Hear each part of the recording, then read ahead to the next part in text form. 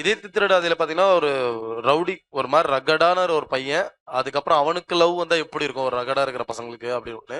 அதுலயே வந்து பார்ட் 2ல பாத்தீங்கன்னா ஒரு அப்பாக்கும் பொண்ணுக்கும் உள்ள அந்த ஒரு பாண்டிங் தான். ஏன்னா எனக்கு அதுக்கப்புறம் தான் எனக்கு பொண்ணு ஒரு ஆசை வந்து ஆக்சுவலி என் ஒய்ஃப் கிட்ட நான் சொன்னேன் எனக்கு பொண்ணு பிறந்தா நல்லா இருக்கும்ட்டு. அந்த அளவுக்கு அது அந்த கேரக்டர் ரொம்ப எமோஷனலா இருந்தது எனக்கு. அந்த அந்த கேரக்டருமே அவ்வளவு ரீச் ஆயிருந்துச்சு. ஆனா அந்த 2 கேரக்டருக்குமே ஒரு ஒரு 6 இயர்ஸ் லேட்டர்ஸ் அப்படின்னும் போது அதுக்கு ஒரு 10 கிலோ வெயிட் நானே தான் போட்டேன். சீரியல்லையுமே சொல்லல, எதுவுமே சொல்லல.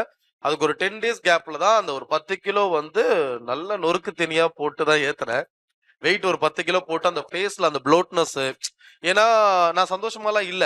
ஏன்னா லிட்டரலி நான் ஒய்ஃப பிரிஞ்சு ஒரு ஒரு ஜெயில்ல இருந்து வரேன் ஒரு 6 வருஷம் கழிச்சு. அப்ப என் குழந்தை பிறந்திருக்கா இல்லையா, அது எப்படி இருக்கும் எதுவுமே தெரியாது. அந்த ஏக்கம் அந்த இருக்கும் இல்லையா அந்த வலிலாம். ஸோ அதனால அந்த அந்த கேரக்டருக்கு இப்படிதான் இருக்கணும்னு சொல்லி நானா ஒரு டிசைன் பண்ணிக்கிட்டது அது மாதிரி.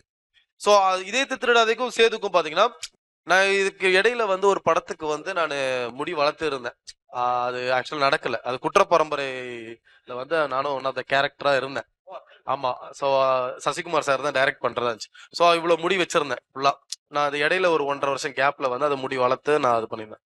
அப்போ நான் திரும்ப சீரியல் வரேன்னும் போது அப்போ அந்த முடியில இருந்து நான் கொஞ்சம் கொஞ்சமா கொஞ்சம் கொஞ்சமா ஏன்னா திடீர்னு அந்த ப்ராஜெக்ட் டேக் ஆஃப் ஆயிராதோன்ற ஒரு நம்பிக்கையில வந்து கொஞ்சம் கொஞ்சமா நானா அந்த ஹேரை செட் பண்ணி அப்படி ஃபங்க்லாம் வச்சுட்டு அப்படியே நான் பண்ணதுதான் அது. ஸோ அப்படிதான் எல்லா கெட்டப்பும் நம்ம சூஸ் பண்ணிக்கிறதா.